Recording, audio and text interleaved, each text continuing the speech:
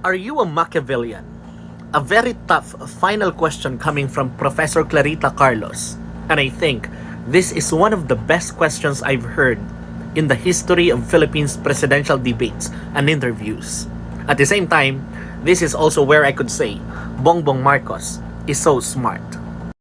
If you go to the internet, ang karamihang makikita mong definition ng pagiging Machiavellian is something that marked by being cunning, duplicity, or bad faith, sabi ni Merriam-Webster Dictionary.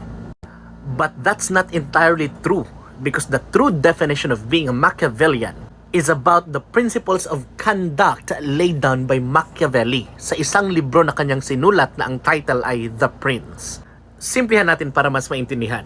Si Niccolo Machiavelli ay isang Italian diplomat, isang philosopher, isang author during the 15th century. Ang kanyang sinulat na libro na ang title ay The Prince is basically naglalaman ng mga prinsipyo kung paano i-maintain ng isang leader ang kanyang power. In fact, ang mga famous na katagang naririnig natin like the end justifies the means, is it better to be feared than being loved, ay nagsimula sa librong ito.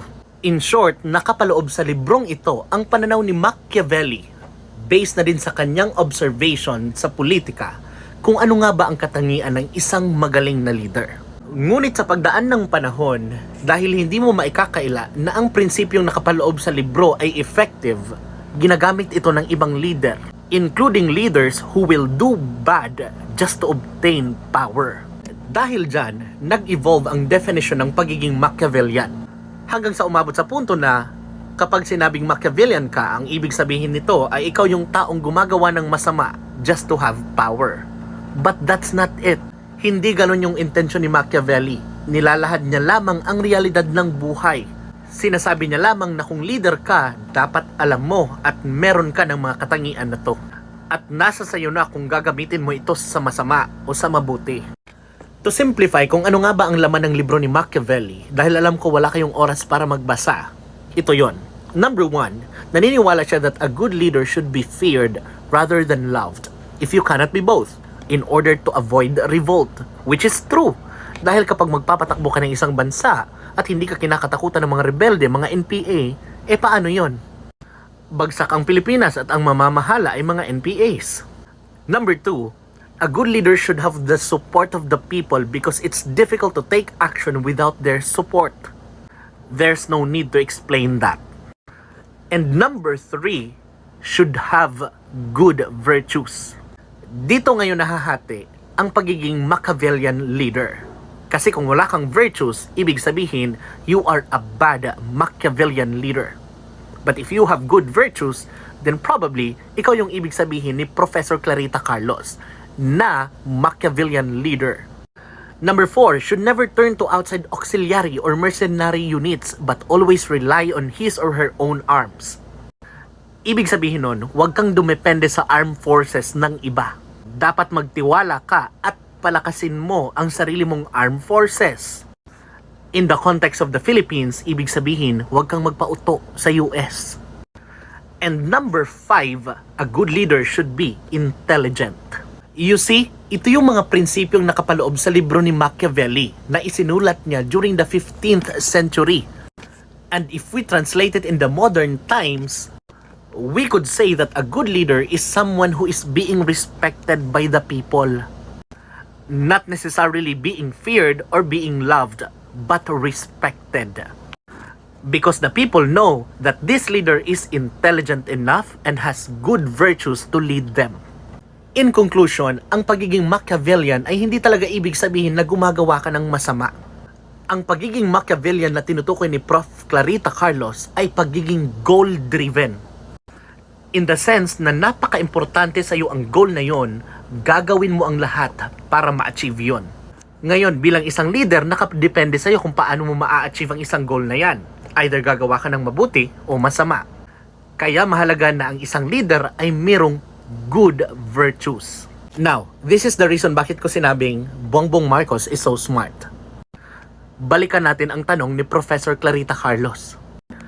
Unang katanungan ni Professor Clarita Carlos, are you an optimist or a pessimist? Ang sagot ni BBM, I am essentially an optimist, and the reason why I am optimist because when you talk about the country, we are optimists. I am optimistic because the biggest asset are the Filipino people. Second question, are you a high risk taker or a low risk taker? Ang sagot ni BBM, I tend towards the conservative only because a mistake will cause so much suffering to many people. In other words, you have to be very careful with the decisions you make, and it's not something you do offhand. You think about it very hard. And lastly, he answered the question, are you a Machiavellian? Ang unang sabi ni BBM, am I Machiavellian? Well, I've studied him quite thoroughly. Ibig sabihin, nabasa at napag-aralan niya ang libro ni Machiavelli. At dagdag pa niya, and I know very many Machiavellians in my life. That was a very safe answer.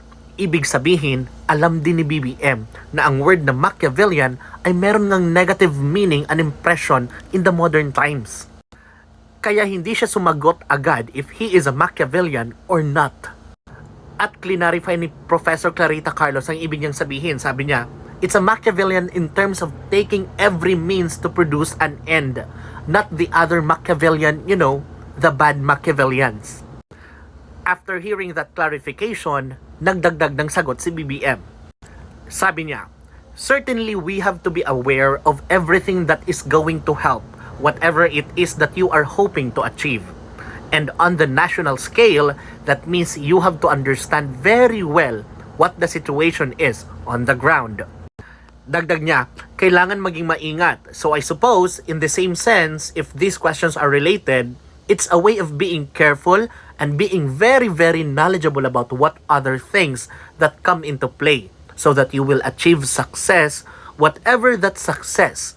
However, you define that success. In that sense, I am a Machiavellian. And a clap for that.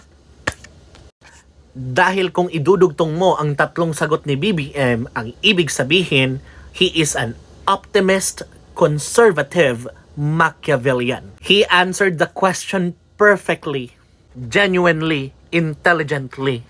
And yes, Machiavellian leadership has two sides. Either you're a bad leader or a good leader. And finally, BBM also mentioned that would satisfy the principle number 2, to have the support of the people. Sabi ni BBM, you talk to as many people as you can, and you make absolutely certain that you have done everything that you can possibly do to make whatever your plan is to make it work. Trusting the Filipino people, believing in them, being intelligent, having good virtues, that is something that a good leader should have.